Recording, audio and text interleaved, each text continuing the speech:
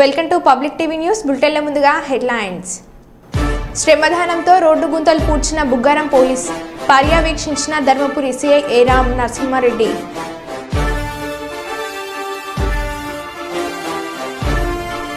మాదక ద్రవ్యాల సమాచారం తెలిస్తే చెప్పండి డిఎస్పీ చంద్రబాను.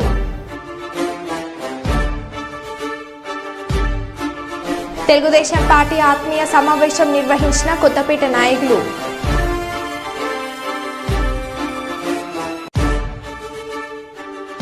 ప్రభుత్వ భూముల్లో సాగు రైతులకు 2 నెలల్లో పట్టాలు.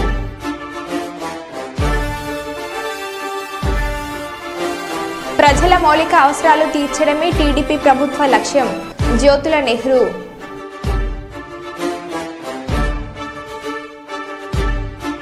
శ్రీ రాజరాజేశ్వర స్వామి దేవాలయం ఈవో ఆఫీస్ ముందు వేములవాడ నగర చైర్పర్సన్ మరియు బీఆర్ఎస్ నాయకుల ధర్నా.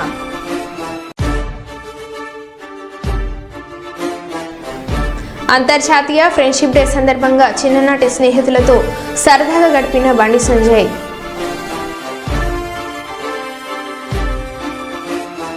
ఇక వివరాల్లోకి వెళ్తే, ప్రభుత్వ భూముల్లో సాగు చేస్తున్న రైతులకు 2 నెలల్లో పట్టాలు అందిస్తామని మంత్రి పొంగులేటి అన్నారు. ఆయా భూములపై వెంటనే సర్వే చేయాలని అధికారులను ఆదేశించారు. దీంతో పాటు ఈ నెల ఆఖరులోగా మొదటి విడతగా అన్ని నియోజకవర్గాల్లో 4.5 లక్షల ఇందిరమ్మ ఇళ్లు నిర్మిస్తామని వెల్లడించారు. రాష్ట్రంలో ప్రతి ఊరికి ఇందిరమ్మ ఇళ్లు ఇచ్చేందుకు ప్రభుత్వం సిద్ధంగా ఉందని స్పష్టం చేశారు.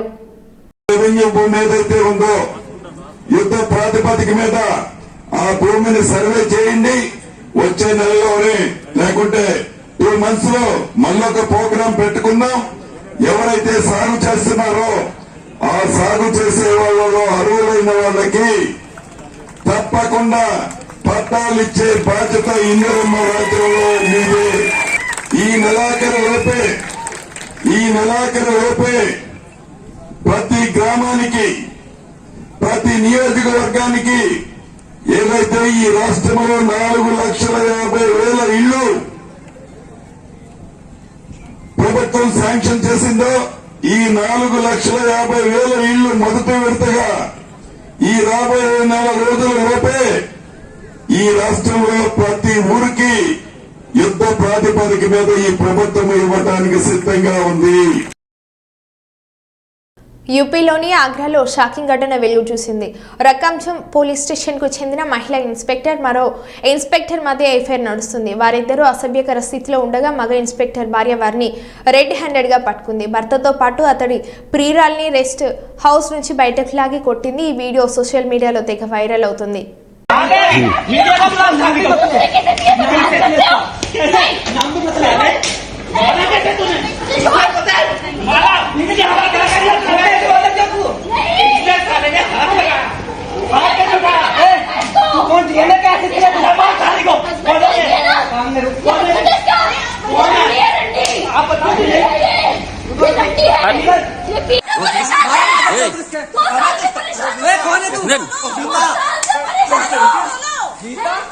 गीता क्या जा रही है?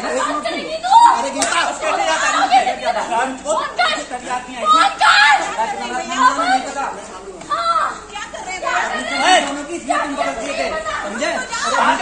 मीडिया का ब्लॉग खा निकलो खा रहेगा कलानी वाला बाहर निकलो. देखो किसाने उसका कोई हानि है. बहुत मिल गया भी हम जिंदा है, मरा दिया हमारा पता नहीं है.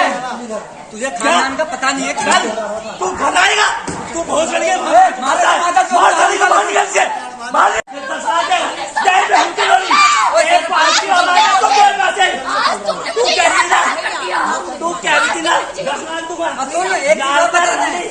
परमिशन का शादी की थी, शादी के बाद पकड़ लिया था. ये कितना बड़ा बदमाश है. गाँव का नाम भी क्या है? साले मारने का मन भी नहीं कर रहा. नहीं बेटा बहन चौथ पे गाड़ी ले आले बहुत छोड़े लेकिन नाना भाई साहब अभी नहीं यार. उम्र की साली 50 साल की हो रही है. इस आदमी का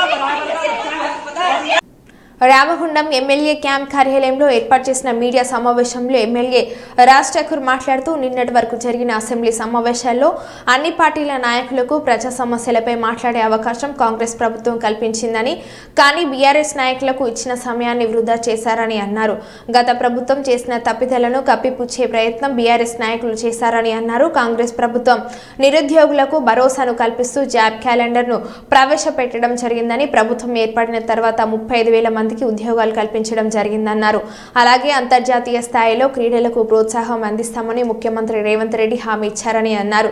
రామగుండంలో నూతన విద్యుత్ కర్మాగారంతో పాటు కాంట్రాక్టు కార్మికుల సమస్యలపై అసెంబ్లీలో ప్రస్తావిస్తానని, స్థానిక నిరుద్యోగులకు ఉద్యోగ ఉపాధి అవకాశాలు కల్పించేందుకు చర్యలు చేపట్టడం జరుగుతుందని రాజ్ ఠాకూర్ తెలిపారు. ఈ ప్రెస్ మీట్లో కాంగ్రెస్ పార్టీ సీనియర్ నాయకులు, కార్పొరేటర్లు, వివిధ విభజన అధ్యక్షులు పాల్గొన్నారు. ప్రధానమంత్రిని కూడా కలుస్తారు. రామగుండం నిధులు ఇస్తారంటే ప్రధానమంత్రి కనుక రామగుండంకు 1000 కోట్లు ఇస్తారంటే ప్రధానమంత్రి గారు మాకు దాని మీద మహిళలకు 2,500 విషయాలు ఏదో మాట్లాడుతూ ఉన్నారు. దానిపైన ప్రభుత్వం స్పష్టమైన వైఖరి వచ్చింది. ఇలా మేము చెప్తాను, 100 రోజులు ప్రభుత్వం ఏర్పడడానికి 100 రోజులు పోయింది. పార్లమెంట్ ఎన్నికలు వచ్చి 100 రోజులు పోయింది. పని స్టార్ట్ అయ్యి మొన్ననే స్టార్ట్ అయింది. మొన్న స్టార్ట్ అయిన ఈ 2 నెలల్లో అధికారుల మార్పులు, అధికారుల చేర్పులు, పనితనాలు, బడ్జెట్లు ఇవన్నీ చేసుకుంటూ ఇన్ని ఒక కార్యక్రమాలు చేస్తాం. ఎక్కడైనా ఉద్యోగులకు జీతాలు రాకుంటున్నదా? పెన్షన్లు రాకుంటున్నాయా? ప్రభుత్వ సంక్షేమాలు ఎక్కడైనా ఆగిపోయినాయా? ఇంకా పెరిగినాయా తప్ప ఇచ్చిన మాటలు చేసుకుంటూ ప్రతి ఒక్కరు ముందు తీసుకొని పోతాం. ఈరోజు మేము గర్వంగా చెప్తా ఉన్నాం, ఇచ్చిన మాట ప్రకారంగా 5 గ్యారెంటీలు పూర్తి చేశాం. రైతు రుణమాఫీ చేశాం,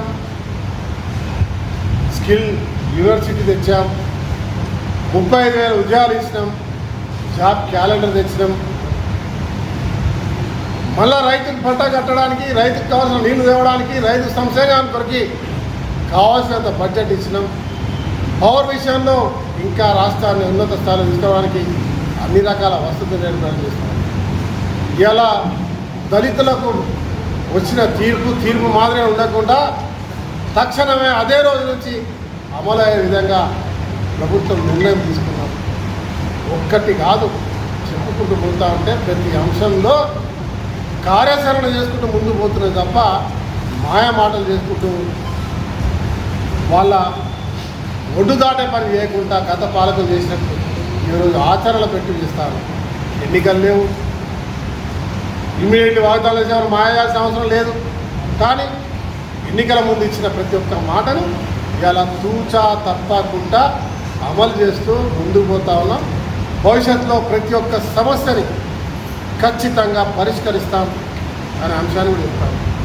మన రామగుండం సంబంధించిన అంశాలు, సింగరేణి కార్మికుల 22వ జీవో సడలింపు ఆచరణ, R&R పథకం కింద గతంలో రామగుండంలో నష్టపోయిన ఎల్లంపల్లి రైతులకు R&R ప్యాకేజ్ ఇవ్వాలని, అదే మాదిరిగా లింగాపురంలో OCP 4 కింద నష్టపోయిన దళితులకు, మేడిపల్లి వాళ్ళకు, వాసులకు ఖచ్చితంగా R&R ప్యాకేజ్ను అమలు చేసి వారికి నష్టపరిహారాలు ఇవ్వాలని, రామగుండానికి పూర్వవైభవం తీసుకురావడానికి తగినటువంటి అధికారి, మున్సిపల్ కార్పొరేషన్పై ప్రత్యేక దృష్టి, సింగరేణి, NTPC, RFCL, జెన్కోతో కలిసి ఈ ప్రాంత అభివృద్ధికి అందరిని సమన్వయపరిచి వాళ్ళందరూ కూడా బాధ్యత తీసుకొని చేయాలని ప్రభుత్వానికి చెప్పడం జరిగింది. ప్రభుత్వం దానిపై కసరత్తు చేస్తూ ఉంది. త్వరితగతిగా రామగుండంలో అనేకమైనటువంటి పనులు ప్రారంభం అవుతాయి. వారం 15 రోజుల్లో మీరు ఏ ప్రాంతానికి వెళ్ళినా, ఎక్కడికి వెళ్ళినా రోడ్లు కావచ్చు, డ్రైనేజీలు కావచ్చు, లైన్లు కావచ్చు, కరెంట్లు కావచ్చు, కరెంటు పోలు కావచ్చు, పల్లె ప్రాంతాలు అన్ని ప్రాంతాల్లో కూడా ఒకరి తర్వాత ఒకటిగా పనులు ప్రారంభం చూస్తారు. 6 నెలల్లో 8 నెలల్లో గోదావరి ఖనీల ప్రాంతం, రామగుండం ప్రాంతం ఖచ్చితంగా మార్పును చూస్తారనే అంశాన్ని మీ అందరికీ సవినయంగా తెలియజేస్తా ఉన్నాం. భార్యతో కలిసి వరి నాట్లు వేసిన రాహుల్ రాజ్ ఆదివారం కావడంతో ఔరంగాబాద్ గ్రామంలో నాట్లు వేసిన కలెక్టర్, కూలీలకు నారు అందించిన రాహుల్ భార్య, రైతులతో ముచ్చటించిన రాహుల్ రాజ్ దంపతులు.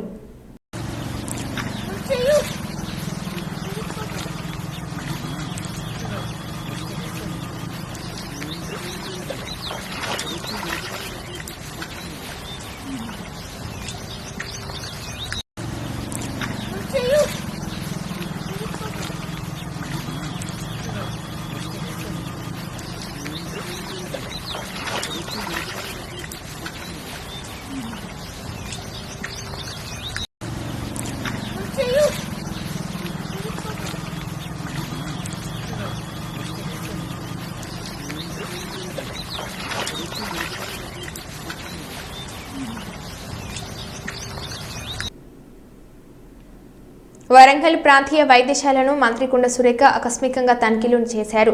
తనిఖీలు నిర్వహిస్తున్న క్రమంలో విసుగుపోయే వాస్తవాలను మంత్రి గుర్తించారు. వైద్యులు, ఆసుపత్రి సిబ్బంది సమయపాలన పాటించకపోవడం, కొంతమంది సిబ్బంది విధులకు హాజరు కాకుండా రికార్డులలో సంతకాలు చేయడంపై మంత్రి ఆగ్రహం వ్యక్తం చేశారు.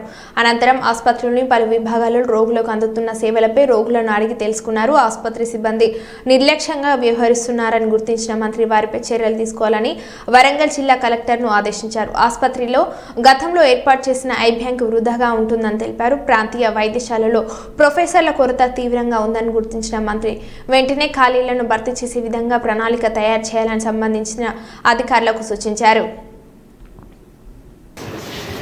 మ్యామ్ కాంబోలో మనం మాన్యువల్ బయోమెట్రిక్ రెండు చెక్ చేసినప్పుడు లాస్ట్ ఇది ఇప్పుడు వీళ్ళ బయోమెట్రిక్ రిజిస్టర్స్ వస్తే 1 మంత్ది చెక్ చేసి వీళ్ళు రిడండెంట్గా 10 o'clock వచ్చే వాళ్ళకి షోకాస్ నోటీస్ ఇష్యూ చేసి ఎక్స్ప్లెనేషన్ లేకపోతే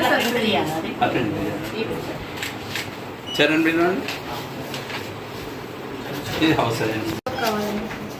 ఇప్పుడు ఎంత టైం మన చరణ్ బిల్ లాస్ట్ 1 week తెప్పించండి.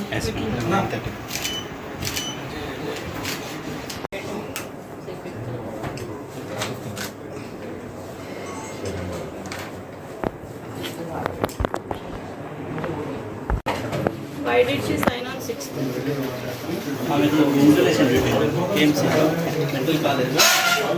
కానీ ఈరోజు సైన్ పెట్టలేదు because she's on duty.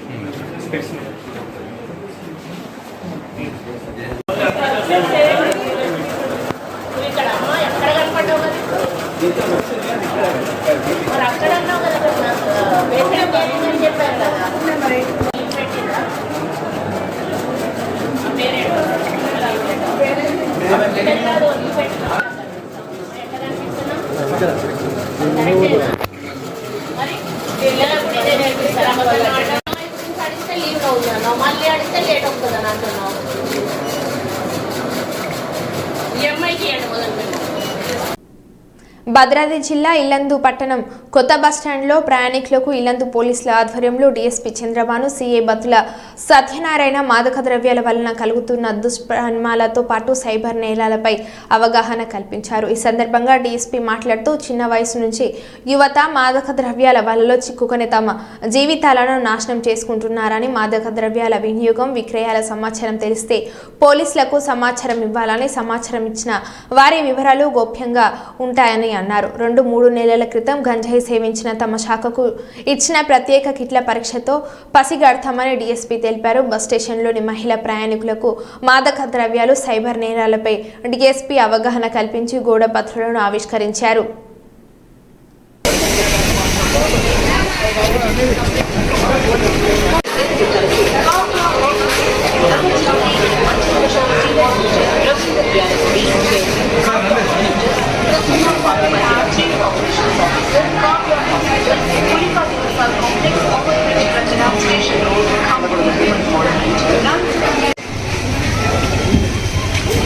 Kothagudem SP గారి రాజేష్ గారి ఆధ్వర్యంలో ఈరోజు మేము ఇల్లందు బస్ స్టాండ్లో ఒక అవగాహన సదస్సు మారక ద్రవ్యాల మీద నిర్వహించడం జరిగింది.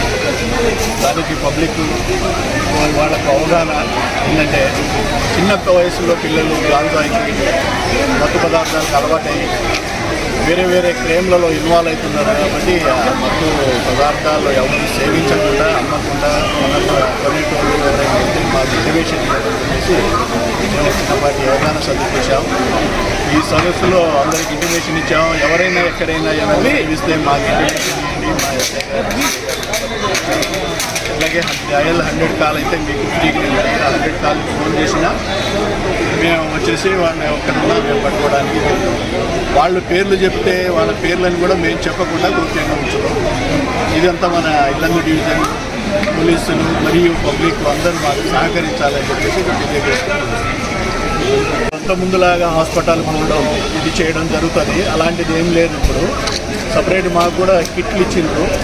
ఎవరైనా గాంజా తాగినా గత 2-3 నెలల్లో తాగినా కూడా మేము వాళ్ళని కిట్ ద్వారా టెస్ట్ చేస్తే యూరిన్ టెస్ట్ చేస్తే వాళ్ళని పట్టుకొని స్ట్రేట్ అవే వాడు గాంజా తాగినని చెప్పేసి నిర్ధారించి వాడిని ఆ సెక్షన్లో కూడా కేసు పెట్టడం జరుగుతుంది. కాబట్టి ఎవడైనా సేవించి నాకు తెలియదులే అని చెప్పేసి ఉన్నా కూడా పట్టుకోవడానికి ఛాన్స్ ఉంటుంది. అలాంటి జరగకుండా చూడాలని చెప్పేసి. జగిత్యాల జిల్లా బుగ్గారం ప్రధాన రోడ్డు గుంతలమయమై రాకపోకలకు తీవ్ర ఇబ్బందికరంగా మారగా పోలీసులు శ్రమదానం చేసి ఆధ్వర్యం లోతైన గుంతలను పూడ్చి ఇబ్బందులను తొలగించారు. సోమవారం 2 కిలోమీటర్ల మేరకు లోతైన గుంతలు వర్షానికి చేరి నీరు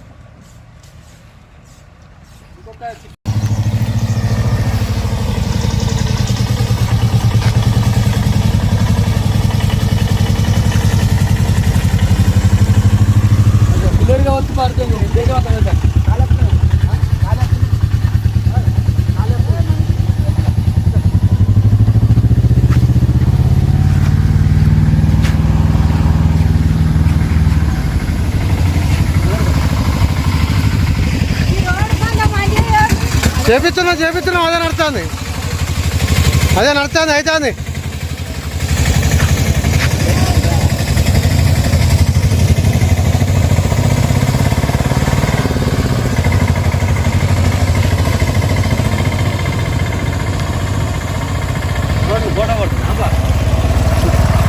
పోపిస్తాను మురం పోపిస్తాను.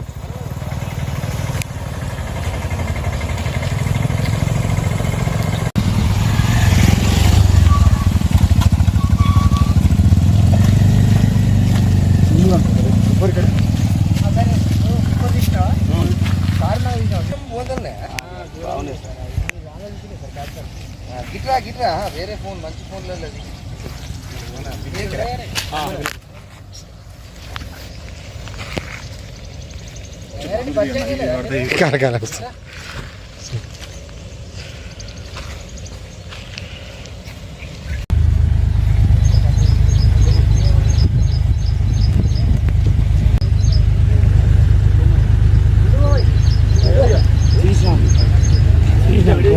తీసాను పంపి నీవు తీసినావంటే తీస్తున్నా నువ్వు అటే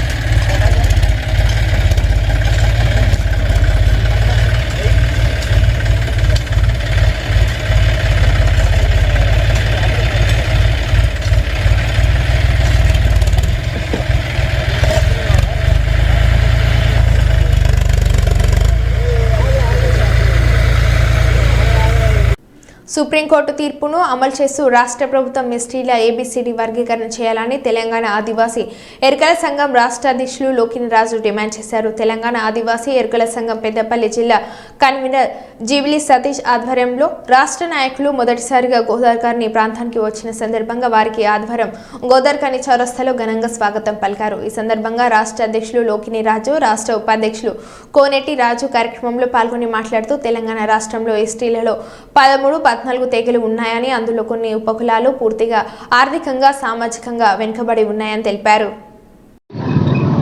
మన పెద్దపల్లి జిల్లాకు రావడం మాకు ఎంతో సంతోషకరంగా ఉంది.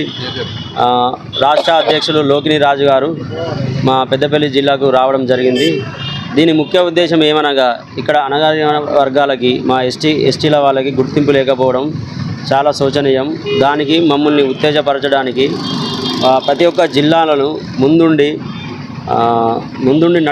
నడిపించడానికి తోడ్పడేటువంటి లోకిని రాజు గారికి మేము ధన్యవాదాలు తెలుపుతున్నాము. జై ఆదివాసీ. పెళ్లి జిల్లా గోదావరి కానీ పట్టణంలో మరి తెలంగాణ మరి అమరవీరుల స్తూపం దగ్గర తెలంగాణ ఆదివాసీ ఎరుకల సంఘం ఆధ్వర్యంలో ఈరోజు ప్రభుత్వానికి మేము డిమాండ్ చేస్తూ ఉన్నాం.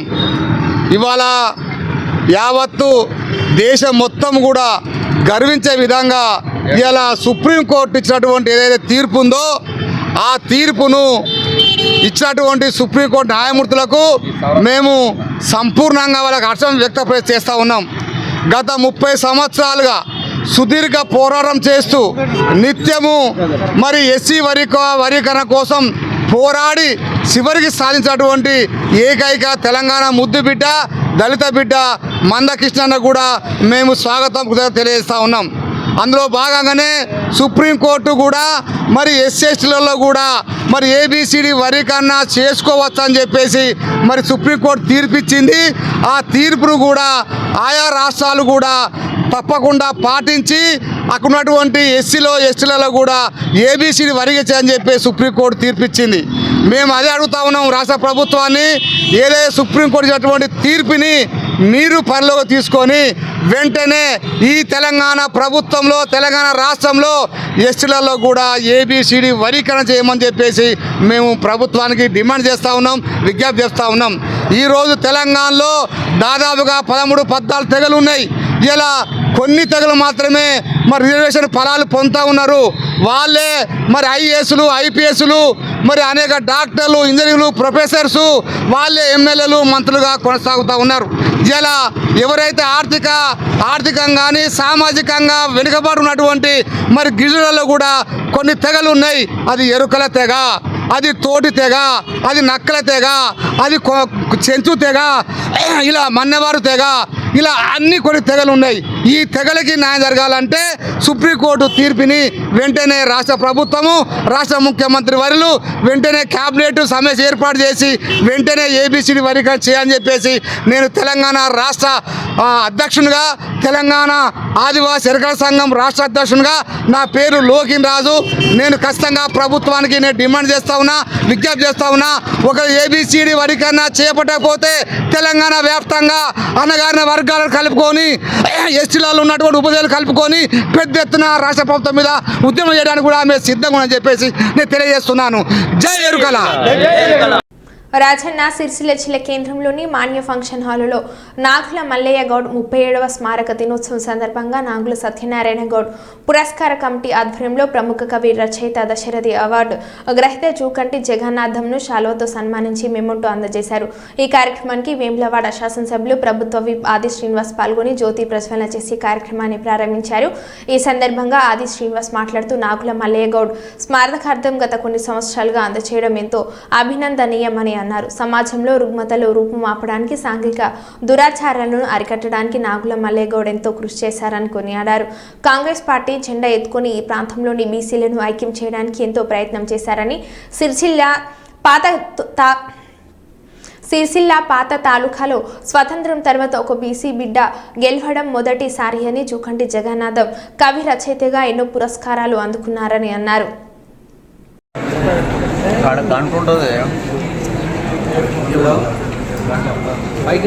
శ్రీ పురాణారాయణ గారిని వేదికపైకి రావాల్సిందిగా ఆహ్వానిస్తున్నారు.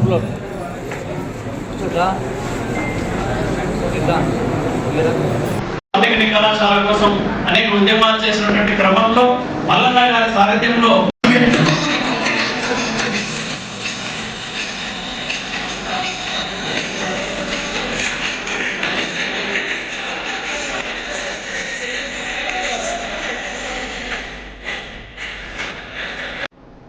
మరో బులెటిన్లో మళ్ళీ కలుద్దాం. Stay tune.